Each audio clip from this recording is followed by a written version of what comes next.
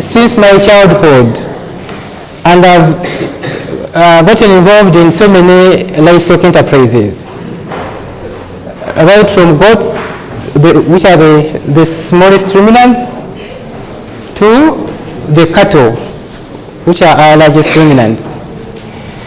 So we know, if you've been following the livestock industry or the livestock sector, you know that dairy farming is a very important component of the industry.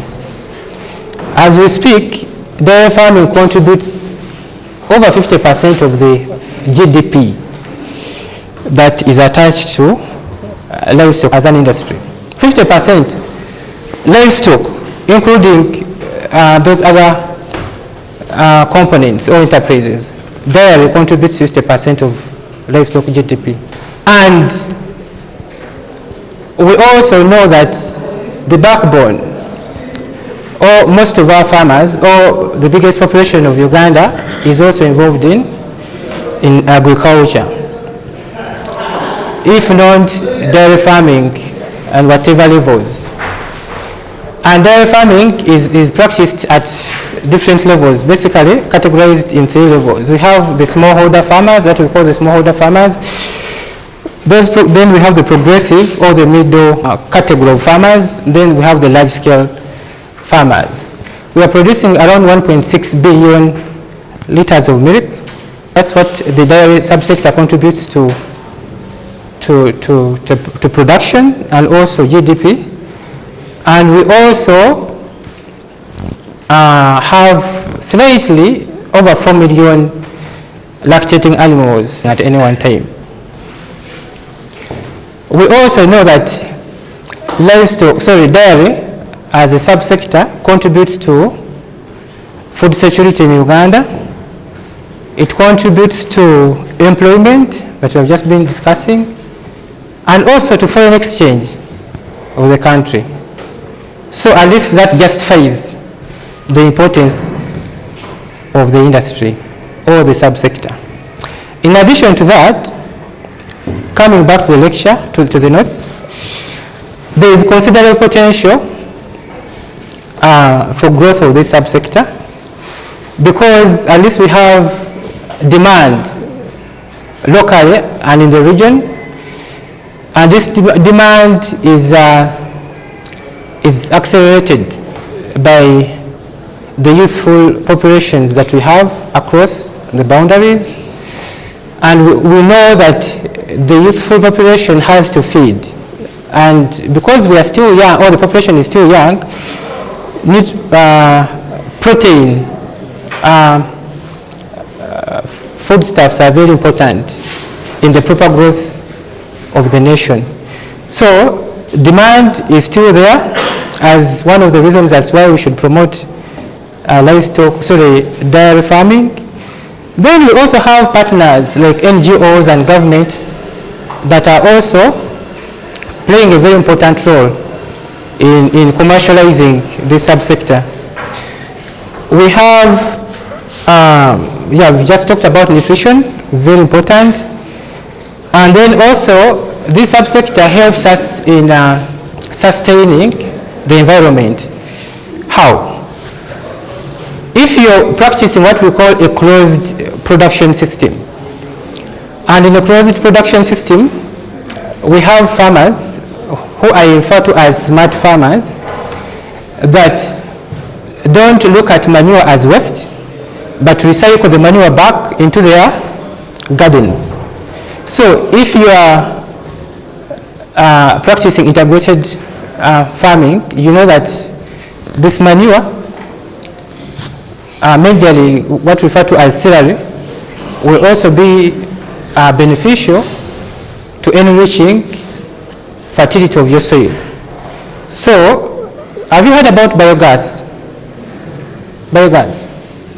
Yes, one of the things that we are promoting is biogas. So we are promoting use of biogas as a smart way of mitigating climate change in Uganda. So if there's anyone interested in establishing a biogas unit back home at the farm, you can always get in touch with us. So dairy farming is key in sustaining production and productivity of animal-related products. Like we just said, it also creates employment. We have direct and indirect employment that is brought about by engaging in in dairy farming. So dairy farming has direct benefits in terms of employment by giving you dividends. You, the entrepreneur, you, the owner of the farm, you earn dividends out of your enterprise. It's very important. Even the family itself, the family members also benefit from this enterprise. The indirect benefits include the people that you hire, people that come to do extension, the drug sellers, feed sellers that supply feed and drugs to your enterprise.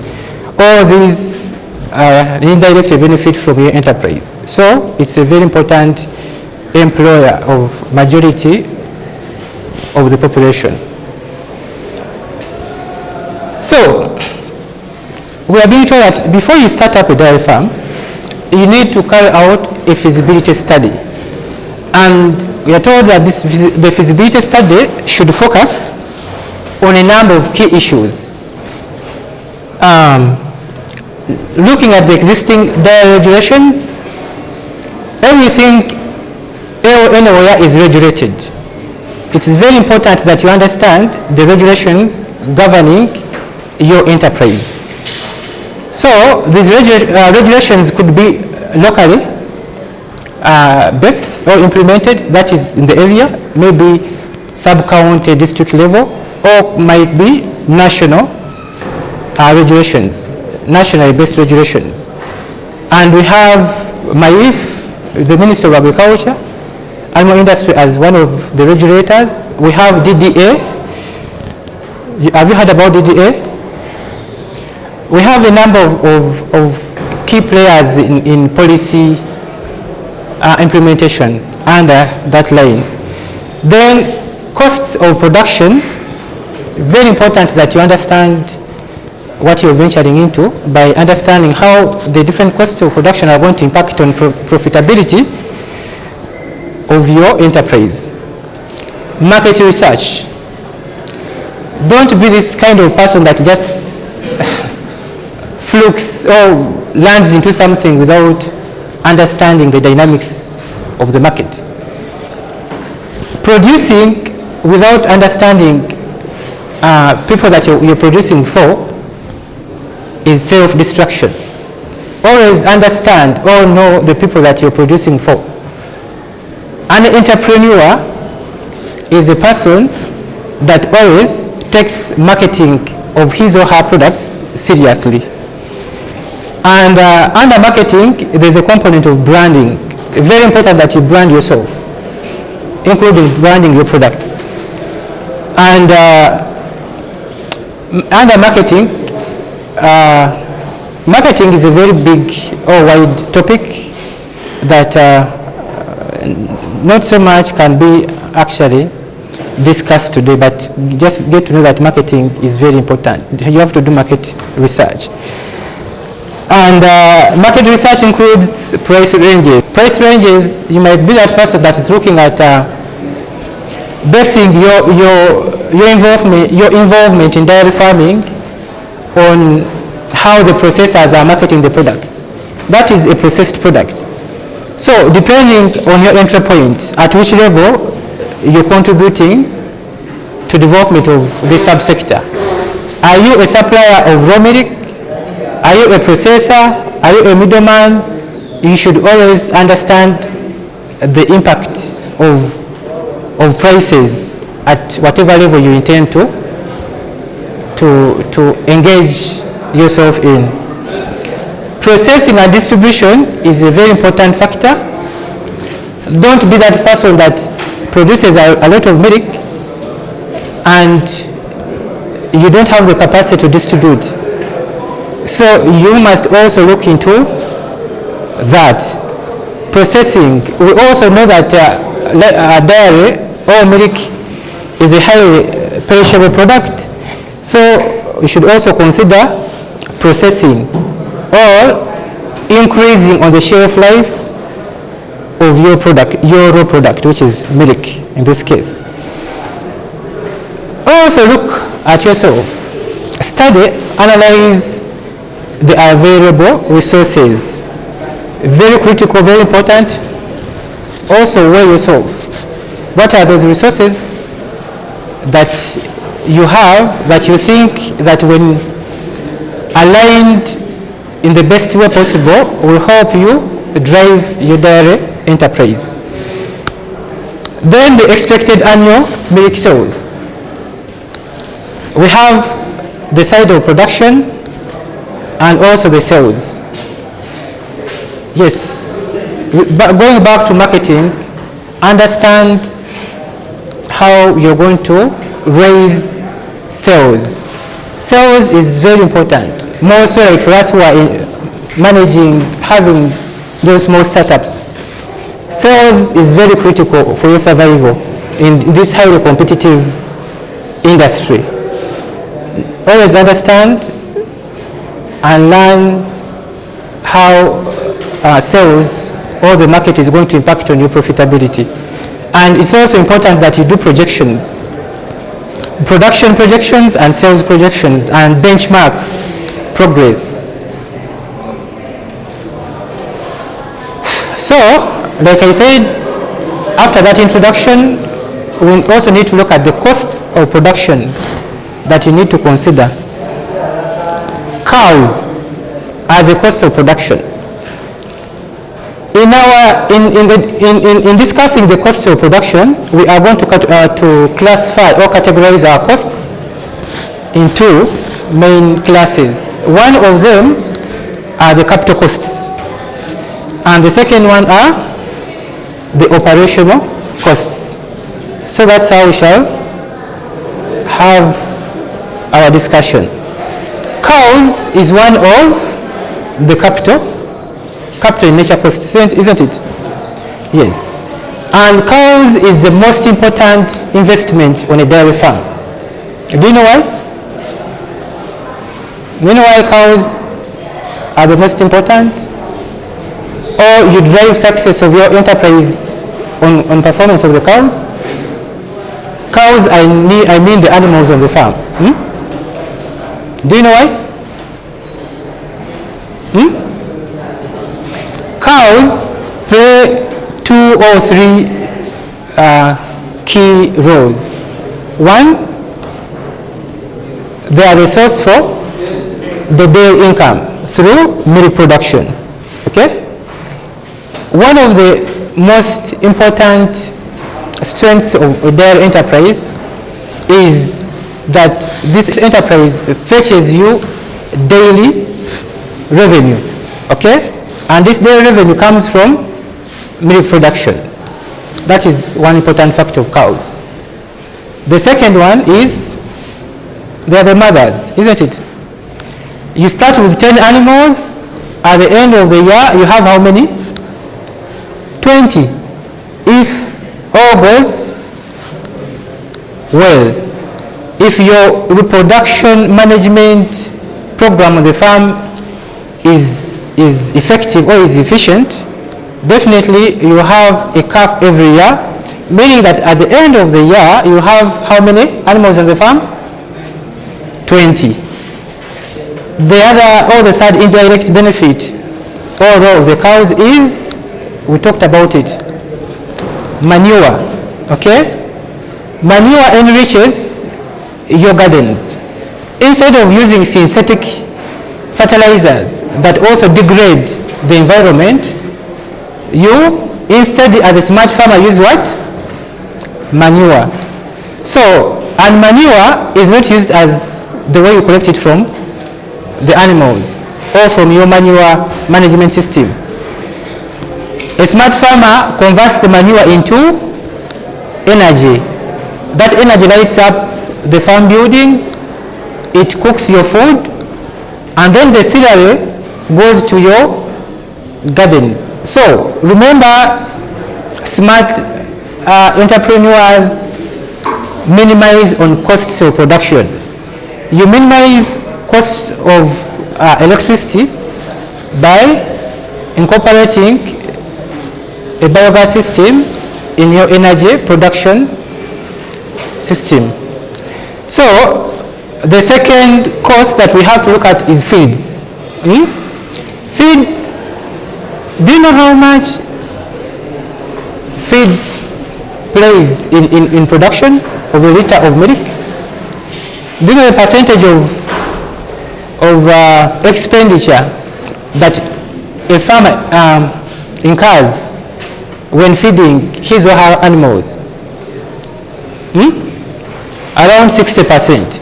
60 to 70% is a result of spending on nutrition, like yourselves, like myself.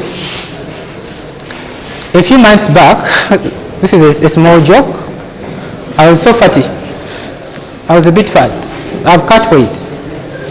The reason as to why I've cut weight is because of so much stress. And there's a component of nutrition. Because I'm trying to push a number of things, I tend to forego feeding. And because I forego feeding, like nutrition, so it impacts on my energy levels. But at the same time, if you are that person that is so critical on how you spend, you definitely know that you spend a lot on feeding yourself, isn't it, on a daily basis?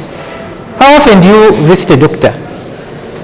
You might even be visiting a doctor like once in a month, once in 3 months, isn't it?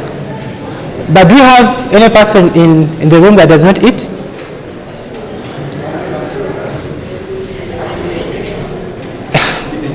Each one of us eats, isn't it? So at least you're able to compute how much you spend on feeding. So likewise, nutrition or feeds is a very important component in successful implementation of a dairy enterprise. So as you consider venturing into a dairy enterprise, look into your sources of feed, very important. And the sources of feed have to be sustainable, of quality, and they should not degrade the environment. I'm a serious advocate of protecting the environment. So then we have feeds. Feeds falls under the operational costs. Cows, capital, feeds is operational. Equipment and structures, this one will fall under what costs? Equipment and structures, farm structures, under? Yes, fixed or capital in nature, okay? Costs, okay? Fixed costs don't vary with production. They are always fixed. Operational costs are those that vary with change in production, okay? So, equipment and structures are very important, and you're seeing a number of structures there. Sheds, stores, parasite management, infrastructure. Parasite management, here we are mainly looking at tick-borne diseases and the ticks, the dips, the sprays, all the spray races. They could also include specialized spray tanks, manure disposal systems, calf pens, stores for your feeds and drugs and so forth. Then we also have labor. Labor is what type of cost? Operational, okay? Yes, labor varies according to your level of production. If you are a starter, you might need 1-2 people on the farm. So as you increase scale of production, you also increase on the need for labor. For purposes of demonstrating how a dairy enterprise budget might look like, this is an example, and we have a mixture of capital in nature costs and operational costs. So we are told that we have cattle, buildings, land, and all these three are capital in nature costs, isn't it? Then we also have operational costs. Then after computing all that, it's also very important for an entrepreneur to project your expected revenue at the end of a year. It could be monthly, maybe yearly. So projecting your income helps you understand or determine whether it's the venture or the enterprise or the investment that you want to venture into is cost effective. So for purposes of demonstrating, there is an example that we are given where we are told that if the farm has 20 cows and each one is producing 10 liters on average, in a lactation 305 days. So at that average of 10 liters, we have an aggregated production of 60,000 liters and 7 million, okay? Where the main line of expenditure was land, okay? These are estimates, okay? Where the main expenditure was land. And we are saying that our 20 animals, if we started with 20 animals, have given us how many millions of shillings? 90. And we invested how much? 200. That means if we want to break even, we shall need how many years to break even? Although this is revenue, but remember our investment is around 200 million. So we have what we call the break-even point, and then we have break-even point is the point after which we start earning profits, okay? But some of these capital in nature investments are projected for a number of years. You can't expect to break even in 1 year, okay? Some of these constructions, infrastructure, even animals inclusive, take a number of years. For example, the productive life of an animal could be 5-7 years, okay? So that doesn't mean that you will not be earning revenue here. You will be actually earning if you projected your project last maybe 5-10 years. So you have to put all that into consideration. So having looked at that, it's also important to understand, to weigh yourself, analyze yourself internally and externally by carrying out a SWOT analysis. The SWOT analysis looks at the strengths, weaknesses. These are internally affecting you. Then we also look at the opportunities and threats. These are externally affecting profitability or performance of your investment. Okay?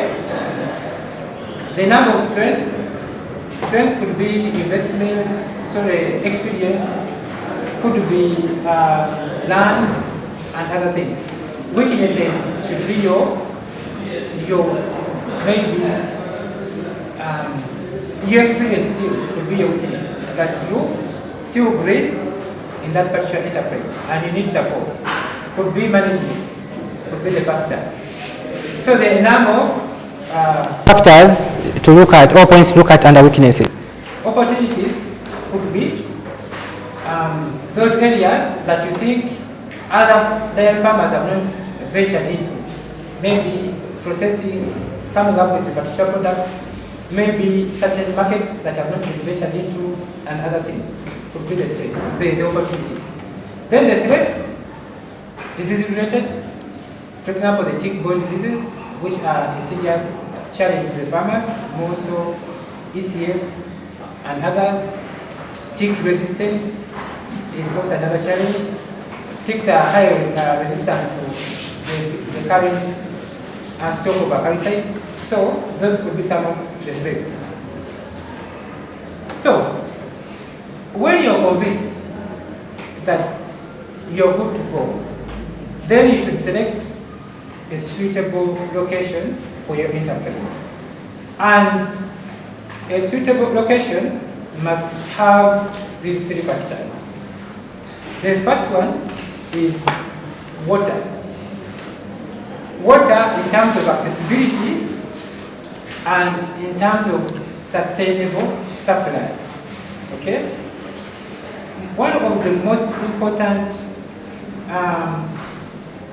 production factors on a dairy enterprise is availability of water.